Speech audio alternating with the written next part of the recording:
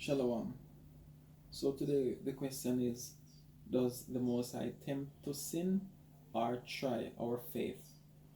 Alright, because a lot of people misunderstand certain things in the scripture to say that the Most High tempt, with the scriptures making it plain who the tempter is. So this is the book of 1 Corinthians chapter 10, and we're going to read verse 13.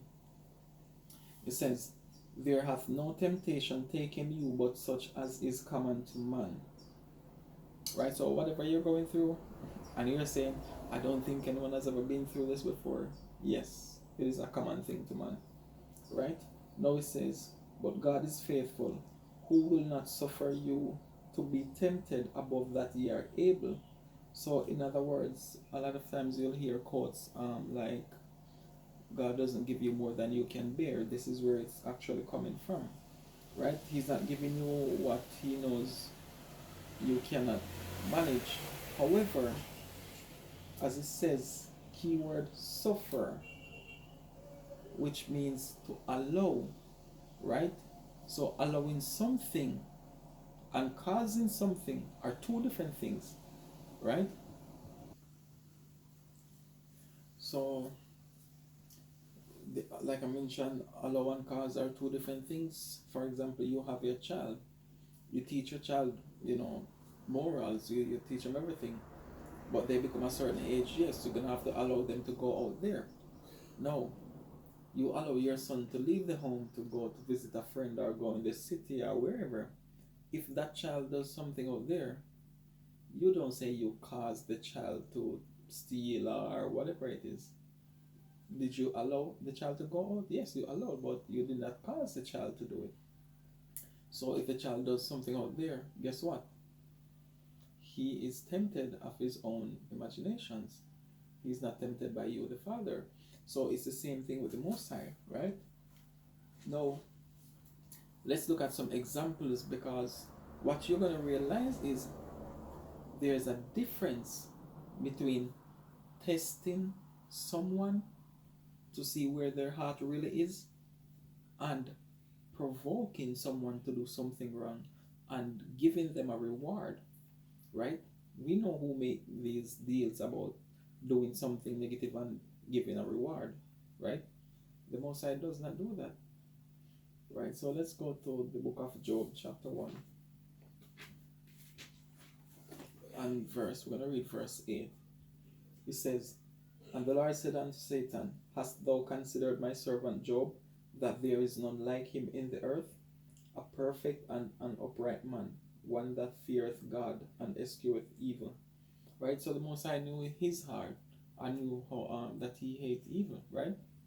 As he said, he does not allow you to be tempted above what you can handle, right? So in this case, guess what?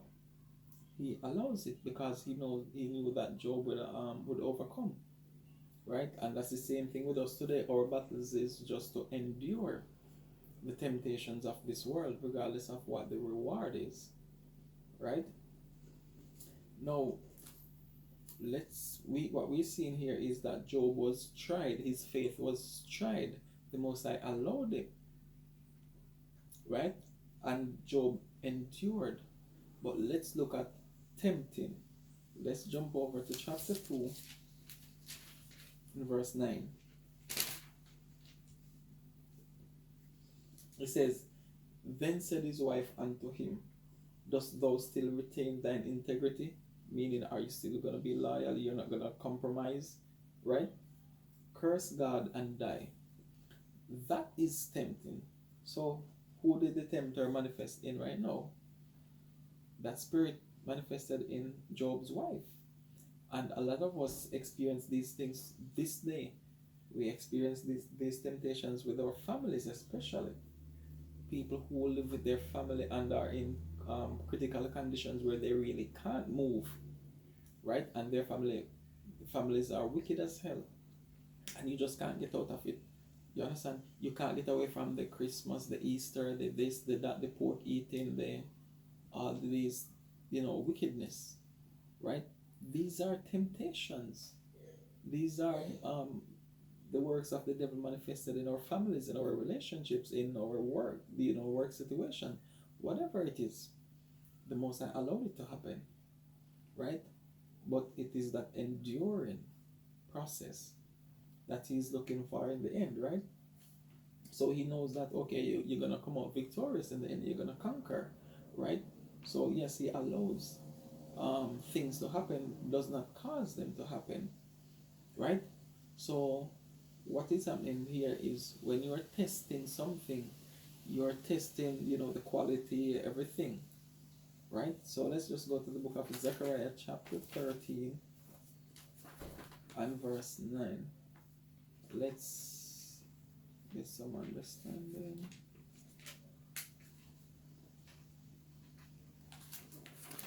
Zechariah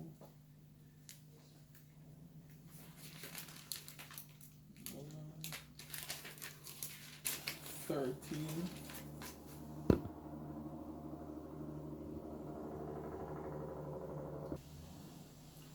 and verse 9. It says, "And I will bring the third part through the fire, and will refine them as silver is refined, and will try them as gold is tried." This try is the same test. You're testing for the quality. When you test, when you bring the gold through the fire, what are you doing? You're getting rid of the impurities, right? The zinc, copper, whatever impurities are in it, and you want to be left with pure, fine gold. So He allowed these things to happen to prove what is really in our hearts, right? Are we going to follow the desires of our flesh? Or are we going to follow the desires of the Spirit? That's what it really boils down to, right? Now, let's go to Genesis chapter 22 and verse 1, right? It says,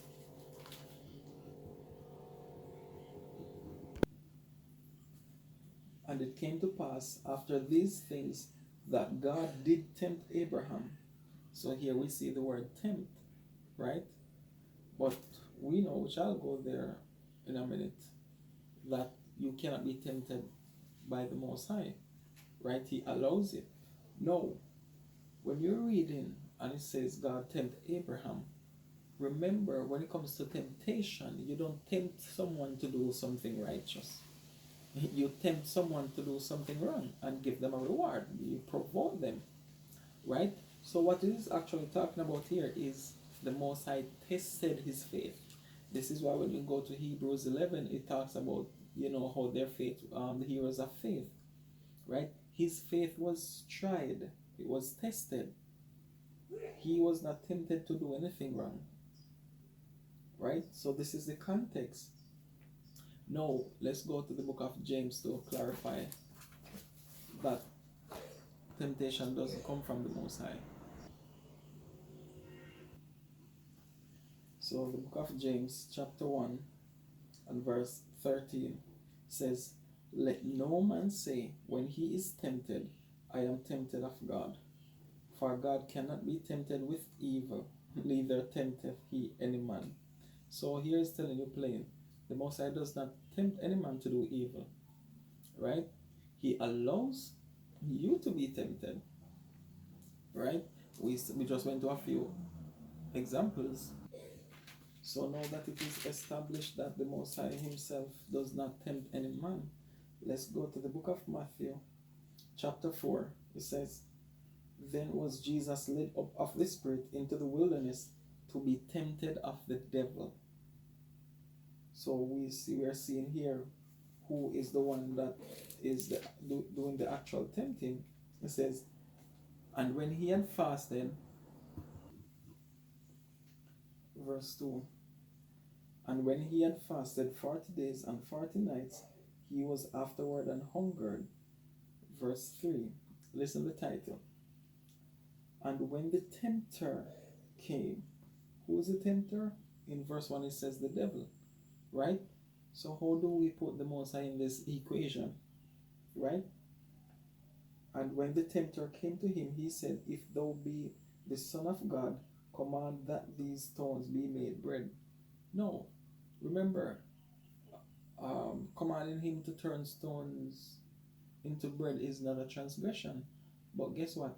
In regards to the context of what was happening, because it says here in verse 2, and when he had fasted 40 days and 40 nights, he was afterward and hungered. So in this case, guess what?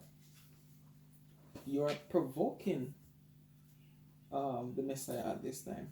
Let's just jump to the book of Deuteronomy, chapter 8, and go down to verse 3. Right?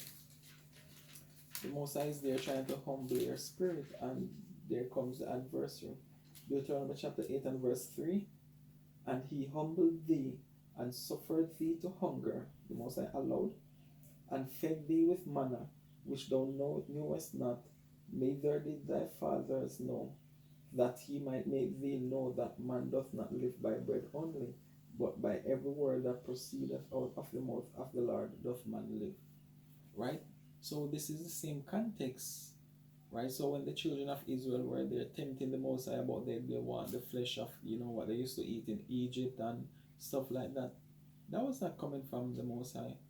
That was coming from their own desires. That's why James said, when you are tempted, do not say this comes from the Most High.